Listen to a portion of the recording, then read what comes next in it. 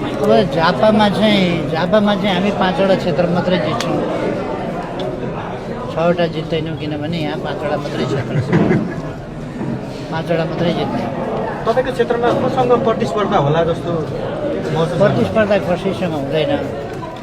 कानुनी हिसाबले भन्ने हो भने चुनावमा मनोनयन गरेर उम्मेदवारी दिएकाहरू प्रतिस्पर्धै भनेर उत्रिएका छन्, त्यो आफ्नो ठाउँमा छ। तर प्रतिस्पर्धा भन्ने त्यस्तो कसैसँग हुँदैन। चुनाव त सबैले लड्न पाउँछ।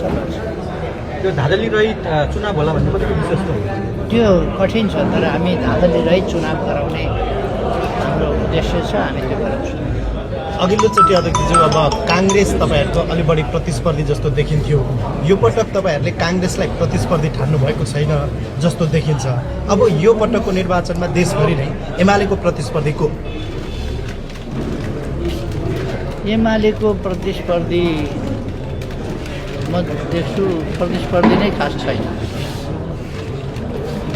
खास प्रतिस्पर्धी छैन। हाउ बेग्लै कुरा हो। एमालेको प्रतिस्पर्धी कोही पनि देख्दैन। पहिले नेपाली कङ्ग्रेस लगायत त्यति बेलाको माओवादी र अरू समेत त्यस बेलाको समाजवादी भनिएको लगायतका पार्टीहरूको मोर्चा हुँदाखेरि पनि हामीले सामना गरेका छौँ। र तपाईँहरूलाई परिणाम थाहै छ, मैले भनिरहनु पर्दैन। डबलभन्दा बढी मतले हामीले जितेकै थियौँ। यसपल्ट पनि डबलभन्दा, त्यस बेला 7,500 जति बढीले जितेका थियौँ, डबलभन्दा बढी, अर्थात् 28,500 भन्दा बढी मतान्तरमा हामीले जितेका थियौँ भने 29,000 जसो थियो होला, 29,000 जति बढी ल्याएर हामीले जितेका थियौँ।